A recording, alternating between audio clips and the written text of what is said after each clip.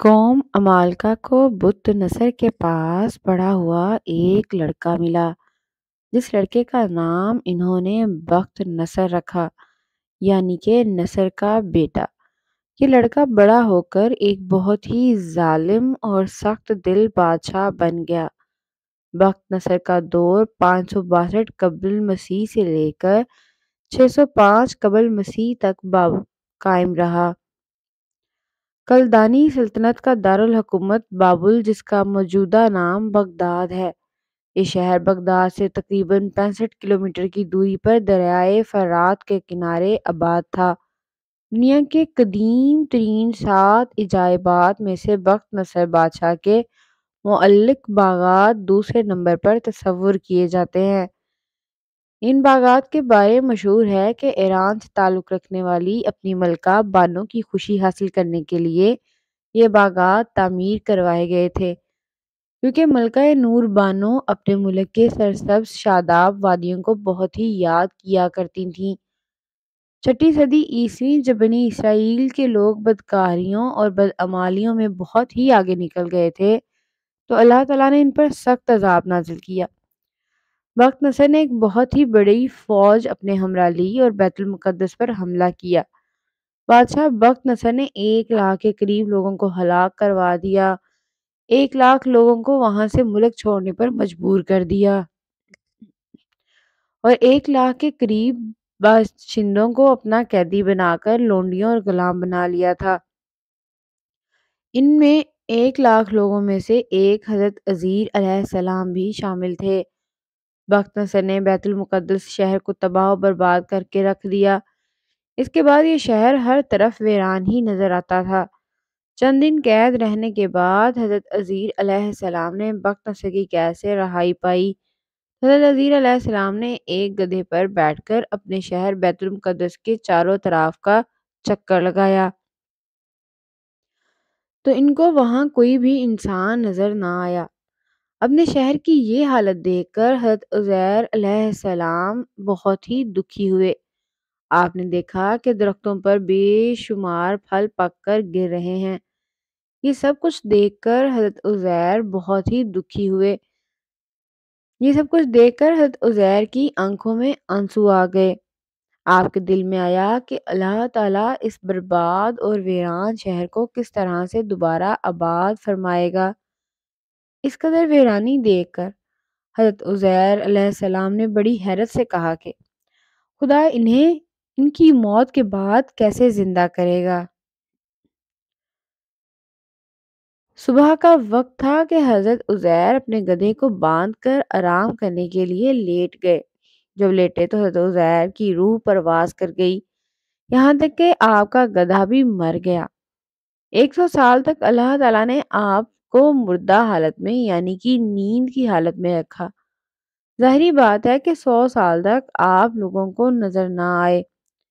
جب اللہ نے 100 سال کے بعد آپ کو دوبارہ زندگی دی تو اللہ کی طرف سے حضرت عزیر علیہ السلام سے پوچھا گیا کہ تم کتنے دن تک نیند کی حالت میں رہے ہو؟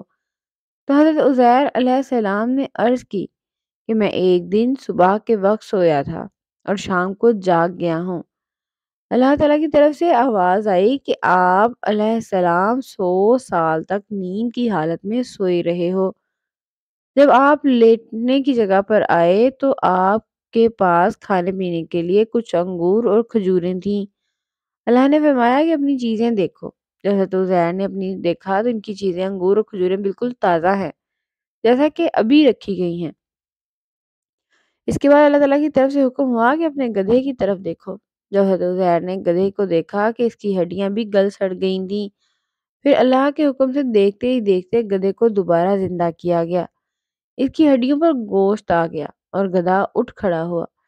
یہ اللہ کی قدرت تھی۔ یہ سب کچھ دیکھ کر حضرت عزیر اللہ تعالیٰ کا نام لے کر پکار اٹھے کہ میں خوب جانتا ہوں کہ اللہ تیری ہر چیز پر قدرت ہے۔ اللہ تعالیٰ ہر چیز پر قادر ہے اور میں جان گیا ہوں کہ اللہ جلد بیت المقدس کو آباد فرما دے گا۔ اس کے بعد حضرت عزیر اپنے گھر کی طرف گئے جہاں آپ علیہ السلام 100 سال پہلے رہتے تھے۔ آپ علیہ السلام نے دیکھا کہ ایک بوڑھی سی عورت تھی۔ इस औरत ने अपने बचपन में आग को देखा था। हज़रत उज़ैर ने इस बुढ़िया से दरियाफ्त किया कि बीबी, ये उज़ैर अलैहिस्सलाम का घर है। इस औरत ने हज़रत उज़ैर को वहाँ हाँ में जवाब दिया। हज़रत उज़ैर का नाम सुनकर इस औरत ने कहा कि 100 साल हो चुके हैं। हज़रत उज़ैर तो गायब ही हो गए हैं। इनका कोई इल्म नहीं है कि वो कहाँ चले गए हैं। ये सब बातें बताते हुए औरत की आंखों में आंसू बंद नहीं हो रहे थे। बुढ़िया की बात सुनकर हज़रत उज़ैर अलैहिस्सलाम ने जवाब दिया कि अम्माजान, मैं ही उज़ैर हूँ।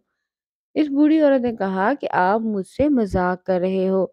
हज़रत उज़ैर ने जवाब दिया, मैं सच बोल रहा हूँ। अल्लाह ताला ने मुझे 100 साल तक मुर्दा हालत में रखने के बाद दोबारा जिंदा किया है। 100 साल के बाद मैं अपने घर आ गया हूँ। औरत ने कहा कि आप मुझसे मजाक कर रहे हो। हज़रत उज़ैर सलाम ने जवाब दिया, नहीं, मैं सच बोल रहा हूँ। बुढ़िया ने कहा कि मैं किस तरह से यकीन कर सकती हूँ कि तुम ही हज़रत उज़ैर अलैहिस्सलाम हो। हज़रत उज़ैर अलैहिस्सलाम अल्लाह ताला के नबी थे। इनकी हर दुआ कबूल होती थी।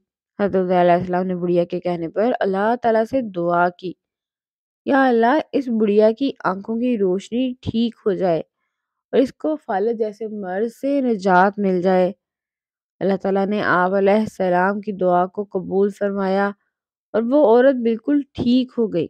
जब हज़रत उज़ैर अलैहिस्सलाम ने अपने बारे में सब कुछ बताया तो बुढ़िया ने आप अलैहिस्सलाम को पहचान लिया। इसने कहा कि मैं शहादत देती हूँ कि आप अलैहिस्सलाम ही उज़ैर अलैहिस्सलाम हैं। फिर वो औरत आप अलैहिस्सलाम को बनी इसराइल के लोगों के पास ले गई। वो लोग एक जगह इकट्ठे हुए।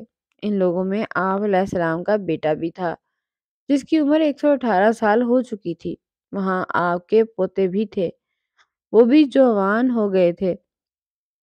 बुढ़िया ने लोगों के सामने ऐलान किया कि मैं शहादत देती हूँ, ये हज़रत उज़ैर अलैहिस्सलाम है। इसके बाद सब लोगों ने बुलंद आवाज से पुकारा कि बेशक यही हज़रत उज़ैर अलैहिस्सलाम है, ये खुदा के बेटे हैं।